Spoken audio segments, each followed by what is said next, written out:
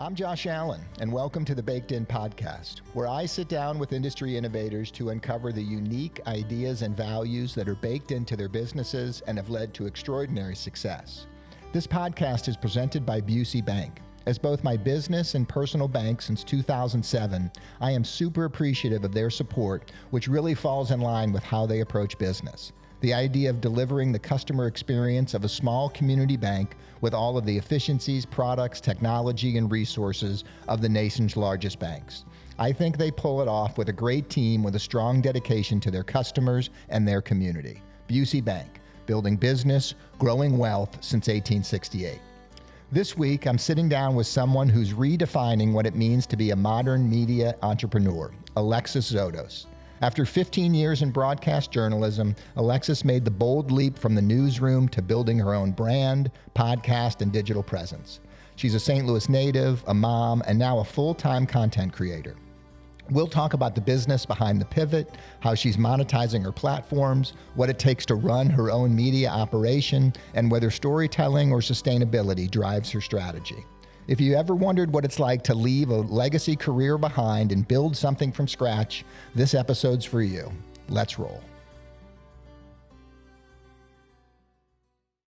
So what you probably don't know, well, maybe you do know, but we're sitting in this chair right now because of you. I love that. So we are 99 episodes in today. Congratulations. And I'd like to be 100. It all started with when you came to the bakery. Was 5 years ago, maybe? At least, probably. Was it before the pandemic? No, you wouldn't have had that. I don't know. You had Meet St. Louis? Meet St. Louis podcast. You know, I'm trying to think. I think it was post-pandemic because I think your cafe was not open when I came and did the podcast. So you came in, you called me, you said, we do this little podcast thing. I was so fascinated with the idea of podcasting that I about doing one, and it was in my head. You roll in, you know, the equipment gets set up in 5 minutes, all mobile. We sit down, we had a wonderful conversation. You pack everything up and you leave, and it was just, and I remember I don't know if you remember, I just peppered you with questions. I do, and I love that. About like, how does this whole thing work? Because I had been thinking about it. And that wouldn't have been long before JB, my producer, he and his son and my son are best friends, and we were talking over a beer at Christmas, and he basically has all the same equipment, and so the barrier of entry was gone, but also just the idea of how kind of fun it seemed to be. Like you get to roll into these places, you get to have a conversation with folks about the things that they're into, and I mean, I really enjoyed that. I love it. I love podcasting because it is a longer form conversation. It's much more casual. It's why I started the podcast when I was at KMOV. I can't take full credit. My producer at the time, JJ, he came to me with the idea. Is like, hey, do you want to do, a food and drink podcast? And I didn't know anything about podcasting at the time. And we started it. And by the time I ended it, we hit 320 something episodes, which was incredible. Wow.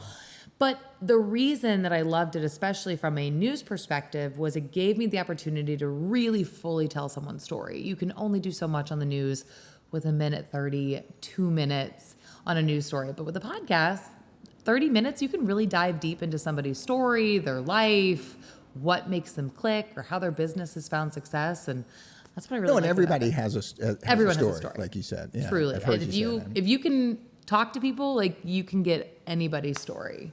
So you did a podcast not too long ago on the St. Louis Bucket List. You've done a lot of stuff. You have a lot of content out there. Lots of content. And we're going to talk about some of that, but I'm really kind of interested in this transition for you. So 15 years in broadcast journalism, and this spring you kind of took the pivot and left it all behind. I did. To a certain degree. And yeah, it was a long time coming. I think it's funny. I was looking at some notes the other day. I'm like a very consistent notes app girl. I like write everything down in my notes app when I'm thinking thoughts. And I've been thinking about this for almost 3 years, probably really once I became a mom, of is this sustainable to be in TV news as a parent? And it is. I mean, people do it all over St. Louis. People do it all across the country, or parents and TV journalists. But for me, it was starting to feel like a tug of two things that I loved. And it just didn't feel sustainable what I was doing in TV anymore.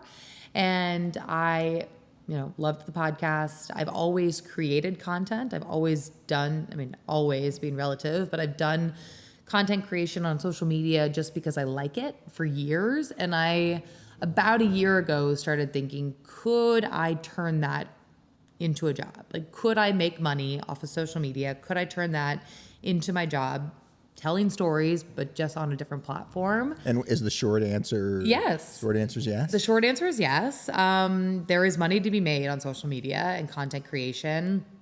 And I'll say that I, have spent years building up my platforms, my communities. And so that makes it a little bit different than if you're starting day one. Although people start day one all the time and can do pretty well on social media.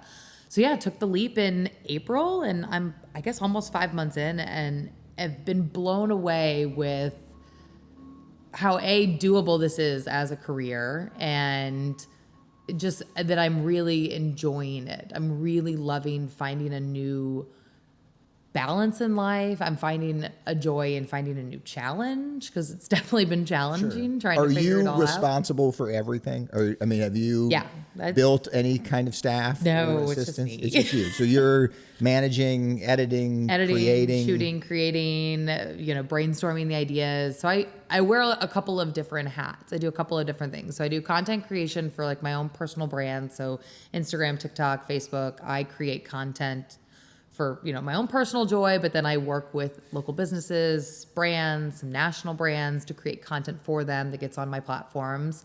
I have also created content specifically just for brands that they then use on their platforms.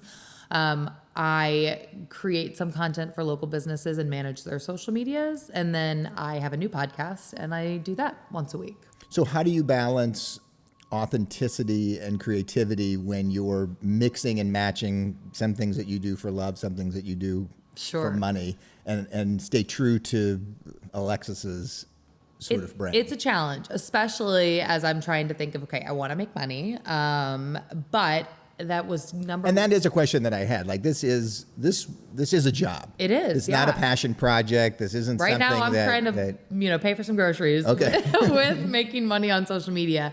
And yeah, I think that was something I really had to think about at the beginning was, okay, how do I make sure I'm staying true to my brand, myself as Alexis? I, routinely feature family-friendly things, food and drinks in St. Louis and sort of the Midwest region. And you have 2 kids, 2 and 4, okay, so kids. you're There's in the midst of family-friendly. friendly stuff.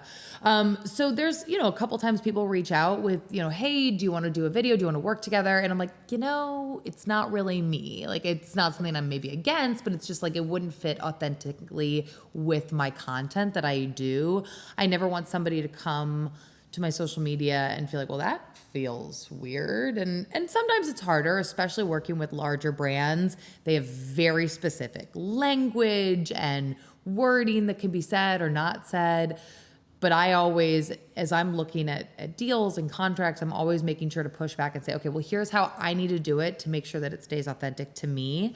And if it doesn't, then I just say, you know what, then this isn't a good fit for us. So are there more no's than yeses because of that? That's a good question. I would say it's pretty 50-50. I think I didn't realize how much I would get. So at the beginning, I was saying yes to things, not that didn't feel authentic. I was saying yes to a lot for a lot less money because I had no idea what my value was or what to even charge. I mean, half of the last 5 months has been figuring out what do I charge for anything these days.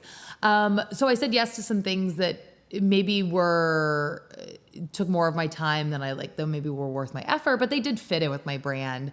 But yeah, there's been definitely a couple things, even sponsorships for the podcast. People have come, it's like, oh, we want to sponsor it. And I'm like, I don't really know if that fits. And I'm thankful. I'm obviously in a grateful place. I'm married. My husband has our health insurance, so I don't have to worry about that as much. When I left TV news, we basically said, okay, we'd be okay for a while. If I don't bring in a single dollar, like, we would be okay. And thankfully, I've been able to work really hard this summer and start creating a business with this. So, I mean, without mentioning dollars, because it's not relevant, but are you bringing in the dollars you were bringing in more in TV, or you're doing more? So how long did that take to hit honestly, a couple months. I was making more this summer. I mean, I was looking at some of the numbers, and granted, TV news, despite what many might think, does not pay great. And I mean, I made more in 1 month than I made, in like a 3-month period when I started TV news. A little different than when I got out after 15 years. But yes, I'm making similar dollar amounts to what I was making in TV news through the multiple different avenues that I've sort of created for myself. And if you look at the amount of time that you're working, how does that compare now? Well, I will say this summer I was working an insane amount. I was working a lot of hours, more than I actually was probably when I left TV news. And that was not the point, because I was trying to find a little bit better balance, find some more time at home.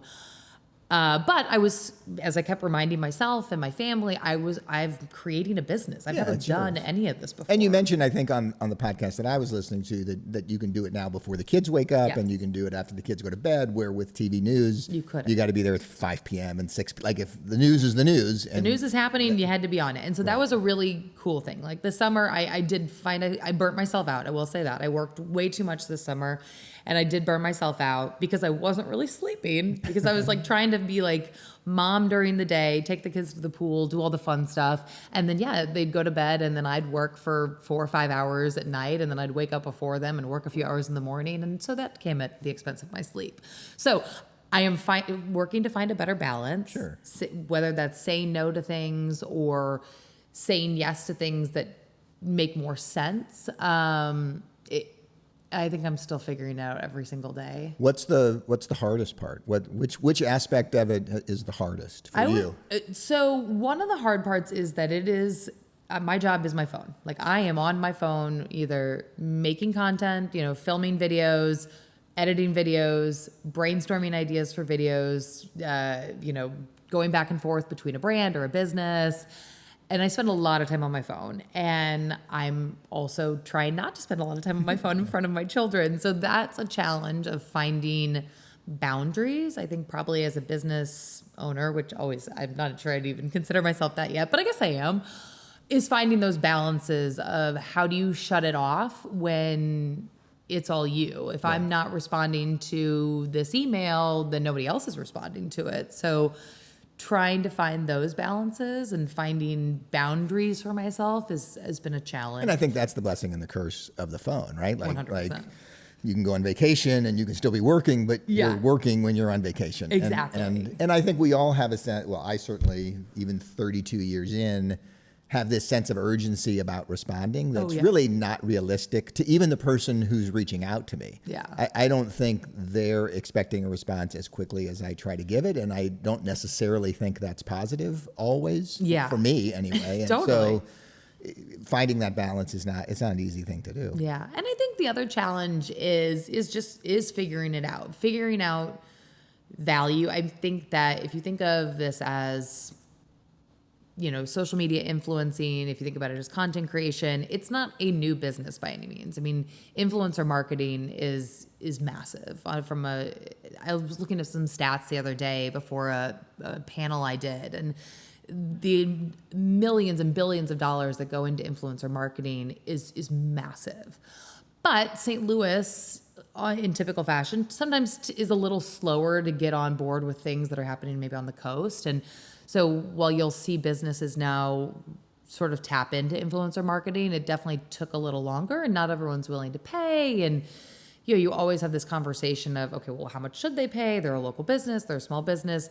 I have found that the best business model for myself is I have different things that I sort of pitch and charge to work with a small local business versus a larger national brand, because they have much different budgets. Sure. I also, at the end of the day, want to support St. Louis. Like, that's what my content's about. So I want to shout out and showcase local businesses.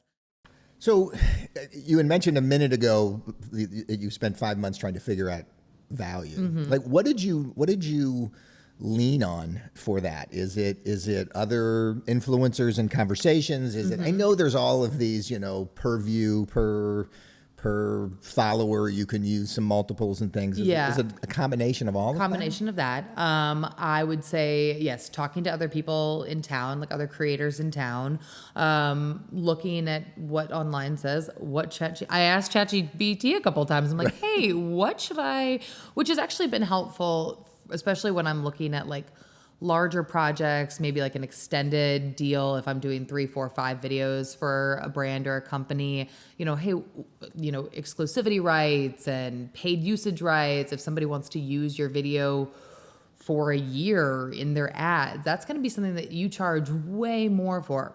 I didn't know that. A couple months ago, I'm like, oh yeah, let's say it's $100 for a post. And now realizing it's not doing anyone a service. It's not doing me a service. It cheapens what my business and my brand is. Is the range greater than you expected in talking to other influencers in terms of per post, per whatever the measurement of the metric is? Again, it really varies, which is kind of the interesting part. So again, smaller businesses, they're going to have a smaller budget. But national brands, they have brands, they have budgets in the thousands of dollars for one video, which is still kind of wild to me. And it's something that I have to remind myself that I am creating something. It's also a lot cheaper than typical advertising that any brand would do if you use influencer marketing. It takes time, especially if I am brainstorming a video. I'm brainstorming how I would script it, how I would write it out. I a lot of times will create, a whole storyboard for it. Sometimes that requires that to get approved, and then I have to shoot it, and then I edit it, and then I send it back, and then they sometimes have edits, and I have to either reshoot something, re-edit something, revoice something, and then send it back for final approval and posting.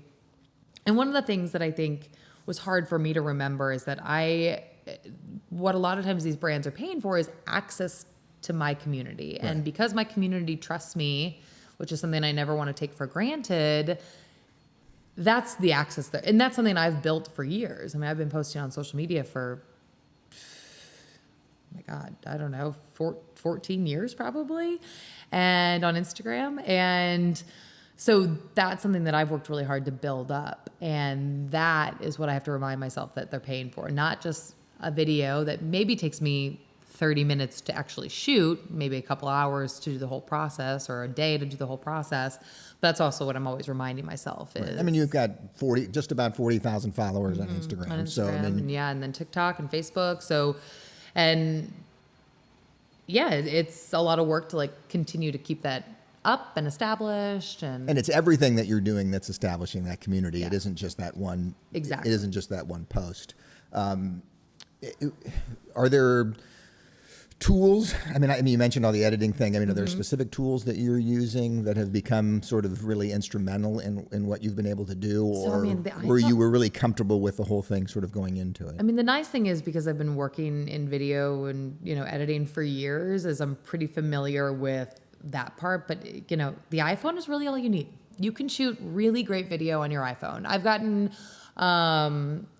a DJI, which is sort of like a little mobile camera. I use that occasionally, but I truly love just shooting on my iPhone the most, because I can then just do it all right then and there. It's in my hand.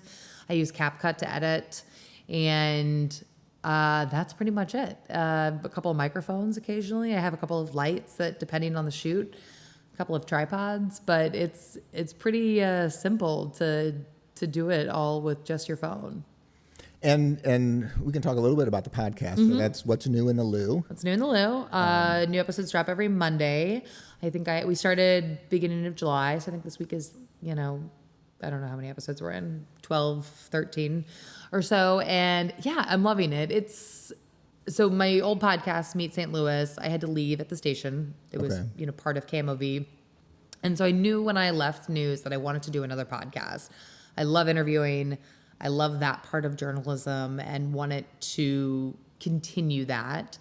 So I was brainstorming, had a lot of ideas, which direction did I want to go with? Did I want to focus more mom-centric, parenting-centric? Did I want to continue sort of the food and drink scene here in St. Louis? And what I kind of settled on was a combination of almost a newsier angle to my old podcast.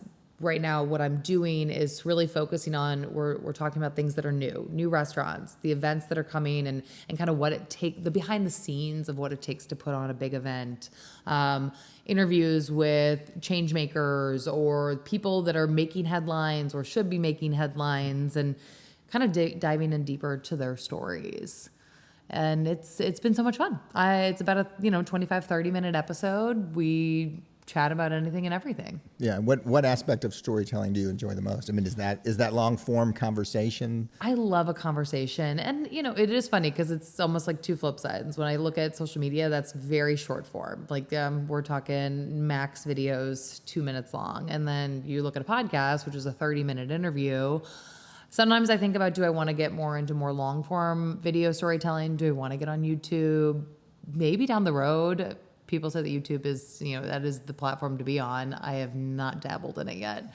Other than my podcast is on YouTube. You can watch it seems, it certainly seems like it's the easy, I don't want to say easiest, but the metrics seem to be the most manageable, and you can kind of get your arms around them in a way that podcasting's really hard to figure out what the heck's going on. Yes, from a metric standpoint for sure. But I do think podcasting, if someone wants to start a podcast, people worry that it's, the market is oversaturated and things like that. But I think if you have an interesting topic to talk about, if you have, a great ability to have a conversation with people, then heck, go for it. That's my motto for everything right now. Well, and I also think that it takes, knock on wood again, we're still going, I think there's 3 million podcasts in the United States or something, but the average tenure is like 3 episodes. Is it really? Yeah. Like people just, because it takes a lot. You do it. The hardest part is scheduling and getting people's time. And there's so many wonderful people to talk to in St. Louis, but everybody's busy and you got to coordinate it with time in studio time or however you're going to make it work. And so making it happen. But then having the willingness to keep coming back and keep having the conversations and putting it out there when it is a slow build. It takes a long time to get the word out. And I do think there is a skill to interviewing. Not everyone can just sit and talk to somebody for 30 minutes and make it interesting, make it flow. I think that, I look at those skills from a journalism perspective. I can fill dead space. If my interviewee or the person I'm talking to is not really like giving it, I can pull a lot out of somebody from a journalism perspective and try to dig that out. But yeah, it takes skill to interview people. Well, I think even more so with podcasting, for me, it's not a skill. To me, I believe that you have to have the curiosity. Yep. You have to be interested. You got to be interested in what your guests are talking about so 100%. That you can have a conversation. It's hard to fill 35 or 45 minutes if you're just going through a list of 15 questions and hoping that their answer's long enough to, that every answer is 3 minutes long and that you can then get to the next question. You really have to want to be talking, for me, it's kind of this leader to leader, founder to founder kind of conversation because I'm super curious because I think all businesses in many respects are the same. Yes, you just have a different product. Right. So what values they bring, the way they deal with growth or scale or the challenges. To me, there's always something to take away from those conversations that's super interesting. And my advice this is always my advice to like young journalists, young interviewers, is to listen. It sounds simple, but if you have a list of questions and you're just like looking at your list of questions and not listening, then you miss that almost obvious follow-up question that, wait, tell me more about that. Wait, dive in a little bit more on that. And so that's a little tidbit for anyone who wants to do an interview. Make sure if you have your list of questions, always listen to find those follow-ups. So speaking of missing, what do you miss most about traditional journalism? Like, what do you miss most about the change from that to this privateer kind of thing that you're doing? So I feel guilty because I don't miss it as much as I thought I would. I really thought I would struggle, and I did a little bit. It was also weird. Almost 2 weeks right after I left was the tornado in St. Louis, and not covering something so large. I kept looking at my phone thinking I was going to get called in, and my husband kept being like, you don't work there anymore. Like, they're not calling you in. You're not on the list. I'm like, right. Even that same weekend, we were like in Grafton when the tornado hit. And that whole weekend I was like, well, I feel like I should be there. And Matt's like, well, okay, but you don't work there anymore. So, and so that was like a little hard. The big stories like that are the ones I knew in my head that I would miss. I loved covering breaking news. I loved it. It was like an adrenaline rush. That was something that I felt I was always really good at. Do you watch a lot of news? I still watch a bit, not as much as I used to, only because of my time. And I do think that that's a challenge with traditional television news, is that I'm not sitting in my house at 5 p.m. when the news comes on. I'm just not. And I'm pretty much asleep at 10 o'clock most nights when the 10 o'clock news is on.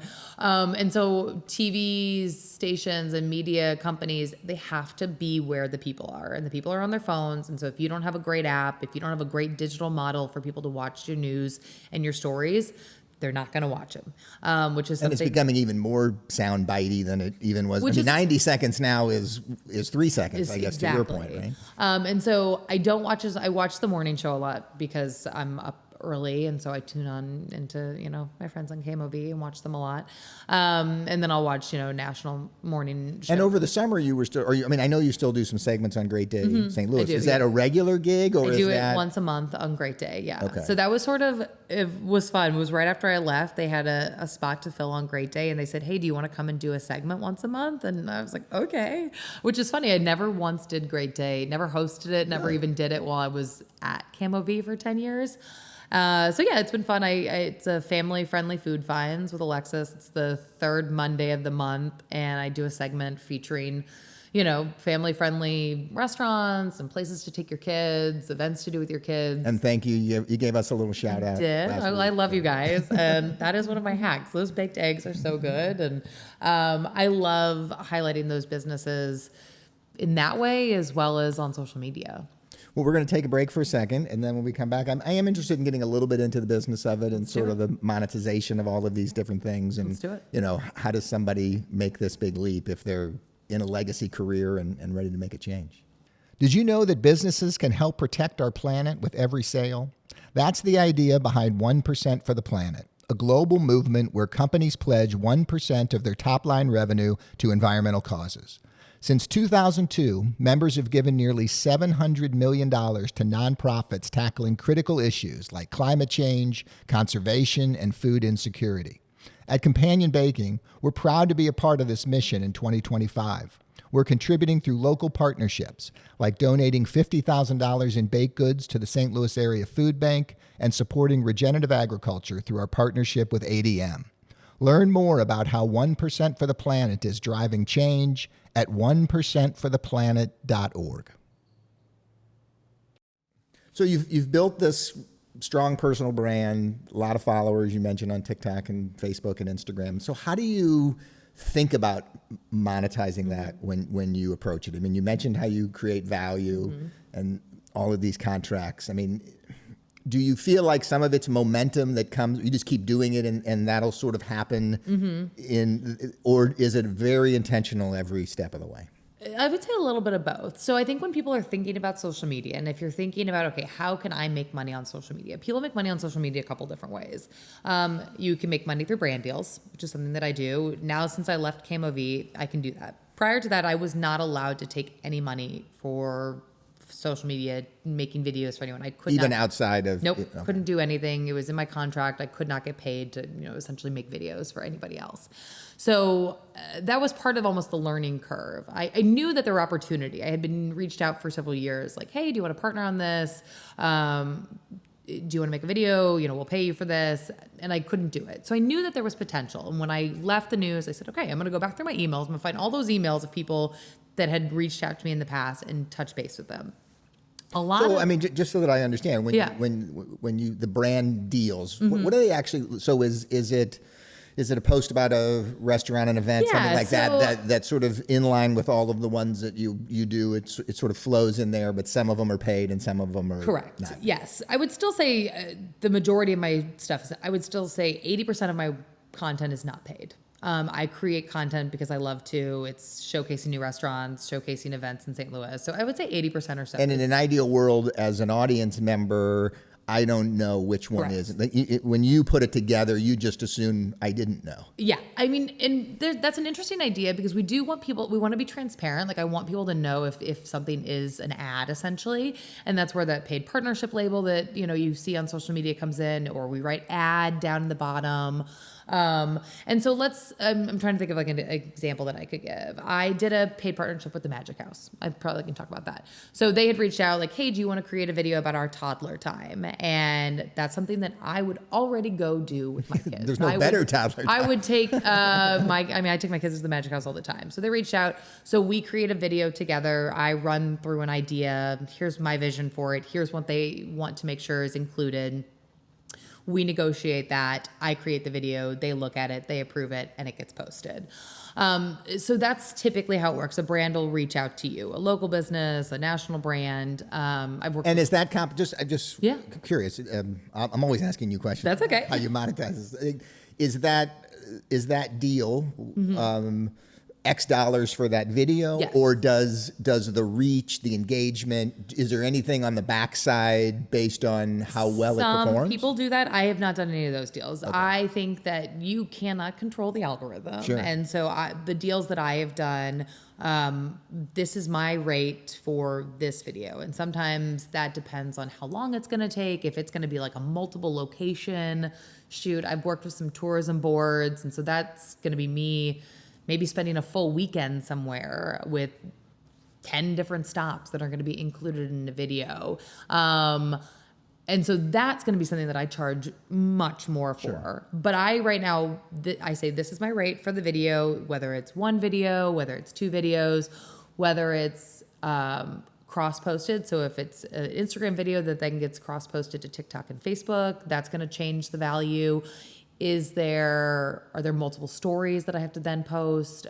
Is there a link in my bio that brand gets access to? Are you posting, so not everything posts against all platforms? Correct, yeah. And are you creating different styles of content for different platforms, or do you just pick and choose which one it goes to? It depends on the deal. So, an Instagram video is going to do differently than a TikTok video, which is going to do differently than a Facebook video. They have different styles, I think, different, music choices, different editing styles. I also think that you want to alter your captions. An Instagram caption is going to be much different than a TikTok caption. In what respect? Nobody reads a TikTok caption, really. So I'm not going to put a ton of valuable information in my caption on TikTok, which I might include more in the video, versus on Instagram, people do read the caption. And so that's something that I can direct people like, hey, go to the caption and you can read a few more details. I posted this morning sort of just things to do in fall in St. Louis. And I kept the caption pretty short because the post itself was like a slideshow of different places. Totally not sponsored, totally just like I want to provide value for my followers of fun things to do in St. Louis in the fall. So brand deals, they can vary so much depending on what a brand wants. And someone's going to be like, hey, I just want you to come check out my shop. We'll buy you dinner. Will you post about it? People will do that. So there's a lot of different ways you can work with a brand and make money that way. You can also make money from the platform itself. So TikTok, if you're in the creator rewards program, Facebook has a similar rewards creator program. Those platforms will pay you per view per video. It's not much. Sometimes it's like a penny per view over 1,000 views. But if you get a video that really pops off and gets 500,000 views, you can make a good little chunk of money on that. Any experiences where you've been compensated or supposedly compensated for a visit and it wasn't a good visit? Like you didn't want to. I was a restaurant reviewer in college, I remember, for some little community paper, and they paid for the meal, which was obviously a little questionable, right? Like from an integrity standpoint in journalism, not necessarily social media, but I do remember just not writing a few things. Yeah. So I haven't had it with a brand deal yet, because also I am really cautious about what I'm saying yes to. I'm only going to say yes to something that I know I'm going to back 100%, whether it's, a restaurant or like an event or something. I'm only saying yes to something that I trust, know that my followers will like, that I know I can give. I'm going to be honest. Like if there's something that's not so great about my experience, like I'm going to say that. And I eat bad meals a lot in St. Louis, unfortunately, but I don't post about them. That is something you're just not going to find on my channel. Like, yes, could I probably get some good engagement about posting about that? It's just not my jam, and I'm just not one to... I don't think that's what your audience is looking for. Right? Yeah. You can find that in plenty of places. Yeah, and so if I go somewhere and don't like my experience, I'm just not going to share about it. Or if I go somewhere and I liked part of it and say, hey, this is a really great restaurant to take your kids. The food is, it's maybe just okay. But hey, this part about it is pretty positive. So I think that, and I'm always going to be honest. If somebody says like, hey, do you like this restaurant? In my DMs, like I'm gonna be like, no, not so much. Right. But like, you could give it a try. Funny enough, I posted on TikTok, it's like it's sort of a trend. It's like de-influence my XYZ list. And I did a de-influence my must-tries in St. Louis list and listed like 6 restaurants that, that are on my list of places to try. I'm like, give me your honest opinions. And this is why these places you haven't been to. These are ones I hadn't been to. Okay, this is why everyone is so subjective. And social media is subjective and restaurants are subjective. There are people that literally, that is my favorite place in the entire world. And then other people are like, that place is garbage. Right. So your taste is different. I have this issue when people... That's why I stay off Yelp. Right. Oh, I would... Great idea. My biggest pet peeve was going out to dinner with somebody and somebody asking the waiter, well, what's your favorite on the menu? How do you know what that person likes? What if that person goes home and all they want to eat is, a peanut butter sandwich? Like, they might not have any taste buds. Right. I don't know. I have an issue with, like, that part. Like, when you just, like, blatantly just take somebody's advice. And though I do think, excuse me, interesting that you say that. I think at a really good place, I think because of the professionalism of service in St. Louis and many places, I think it's a good question to ask somebody. I think you could say, what's really popular here? Or like, what's a must get on the menu? And again, I was a waitress. In high school, I would say this thing that's the most expensive, is great. But most of the places that are really good don't have a teenage server coming to your table. This is true. But yeah, so it's that to be said is everything's very subjective on social media, and you go with the comments, and if someone comments on my video and says, well, I hated that place, I'm like, okay, well, I enjoyed it. Like, it's all subjective. Right. And there are some wonderful places that get national attention, and it really changes things. So we had Alec from Robin on not too long ago, and obviously they were just named best restaurant in the top 50 in the country, and now you can't get in until February. I think is when the next I'm really reservation mad at myself. is I'm really mad at myself that I didn't get in. I will tell you that it's a terrific experience because I got in before. And I interviewed him on my podcast, and he's just so fascinating, and I just think what he's created is so special, and I'd love to see that. I mean, that's my hope, is that my platforms are a cheerleader of St. Louis. So anytime we get that national recognition, anytime somebody else cheers along with us in St. Louis, that's my favorite thing. I love to see St. Louis restaurants and the food scene and the art scene getting that national recognition that we all know it deserves. Right. Well, definitely. We definitely punch above our weight when it comes to kind of the national scene. So and I know that we mentioned a second ago that the metrics are hard. With podcasting, it's hard to figure out. What are the metrics that are important to you when you look at your business that you're sort of paying attention to? So from like a business standpoint, from like understanding the success of a post, engagement is key. So you want to make sure that people are commenting, that they're sharing it, and that they're saving it. Saves and shares, especially on Instagram and TikTok, are huge. It tells the algorithm, it tells if you're working with a brand, that people enjoy this content enough that they want to share it with their friends, or they want to save it and come back and look at it. And you're doing a lot of lists, so best places to go. So saving it makes sense to that audience, because they need to.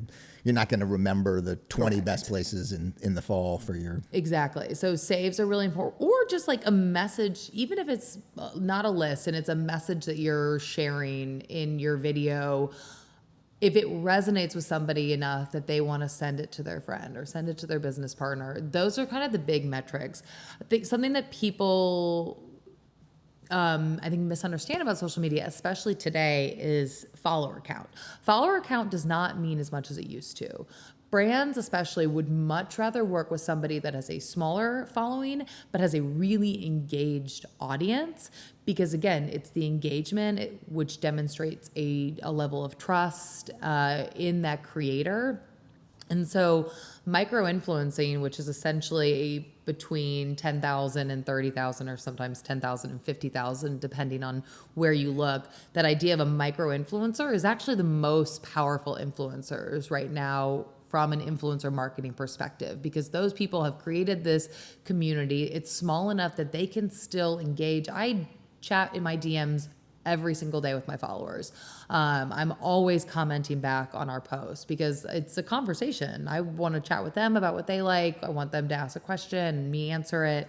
And that's just not something you're going to get if somebody has 1 million followers. There's no way they can engage in that same way with their community. I mean, there are a lot of great creators out there who still find a way to do that. But engagement and making sure you have sort of that strong engagement community is what brands are really looking for if you want to get into sort of that monetization on social media. Yeah, I mean, and you're growing. I mean, you're at the top of the micro influencer numbers as it relates to as you say that. I mean, so what still feels very small. Like I think about it. I mean, it feels small sometimes, and then I think about the actual numbers and 38,000 people. Like that's more than fits in City SC's stadium. Like I actually kind of freak myself out sometimes when I think about it in terms of that, because that is a lot of people who, and you know, I have posts that reach my metrics. I reach 1.5 million each month on just Instagram, which is total engagement. Yeah, which is crazy. I mean, that's like a crazy number, but it shows that what I'm creating, I mean, people are enjoying, they're liking it, and that makes me happy. So what's next as you start to look ahead? Do you see the need for support staff, whether it's outside, to help with editing, No, because I really like doing that myself. It is funny. I've talked to some other creators. I've, talked to the folks at STL Bucket List, which, they started as, a husband and a wife team, and now they've got like a team of like 15 people. I would like to always create my own content. Something that I could see down the road from a business standpoint is like almost like an admin assistant, looking at contracts, emails, like the back and forth. Sometimes I've learned how to read a contract much better. I feel like I signed some contracts earlier this summer that like once I've finally understood the small print, I'm like, oh, okay. Well, I probably shouldn't have agreed to that from a worth standpoint. I probably gave them the house when they only needed, the couch or whatever the heck the saying is. So things like that, learning to understand contracts. And then I have been really lucky just in this 5 months. Almost all of my brand deals have come from inbound. They're reaching out to me. They have found me. I don't know how sometimes these people find me, which is great. Always put your email in your bio, TikTok, Instagram, make it so that people can reach you. If they like your content and they don't know how to find you, then they're not going to email you. So make sure your email is really accessible. So my sort of goal for the next couple of months is I want to make a list of like, okay, who do I really want to work with? I would love to do some more tourism brands. I'd love to showcase a couple of like other Midwest cities. That's something I really enjoy and like to share on social media. So I would love to work with some more tourism brands. And so I want to make a list of like, okay, dream brands, dream projects, things like that, and kind of go from there. Yeah, well, it seems like you're on a roll so far. Yeah, it's really fun. And I do think at the end of the day, it's telling stories, which is something I've done my entire career. It's just putting it on a different platform. So other journalists, other folks thinking about making the pivot, what's one piece of advice you'd give folks kind of looking to potentially do this on their own that are in a more legacy style career? I mean, my advice is if you can make it work, and if you have the flexibility to like take the leap and understand that it might take a little bit of time to get yourself financially stable, I say do it. And I think that goes for any job right now. Like, I think that if you are no longer being challenged or finding joy in your job and you have an idea to do something else, I say go for it. Because I mean, the worst thing, I keep telling myself, I can always go back to TV news. Right. Like I can, if I really miss it, or if I miss that sort of stability, I could go back, hopefully. if you guys want me. But I think that if you have the ability to take the leap and try something new, you should do it. Life is too short to sit in a stagnant job that doesn't give you any joy. Right. Well, thank you for the inspiration a few years ago. You're welcome. To be here. I'm so glad it worked out. I'm enjoying myself. So, and it's great to really kind of hear the behind the scenes of what you've got going on. So, continued good luck. We'll be paying attention, and we'll talk soon. Thank you so much. Thanks so much for joining me today. I can't tell you how much I've enjoyed sharing these insights from folks I truly admire. Be sure and follow the show in your favorite podcast player to be alerted to newly released episodes. And share a comment if you have any feedback or future contributor recommendations.